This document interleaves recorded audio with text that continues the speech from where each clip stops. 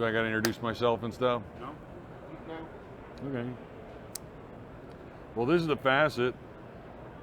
The whole idea behind this knife was to kind of hit a trend that I'm seeing in the knife industry where things are less complicated and more simplified. Slimmer versions of knives, easier to carry in a pocket, less threatening.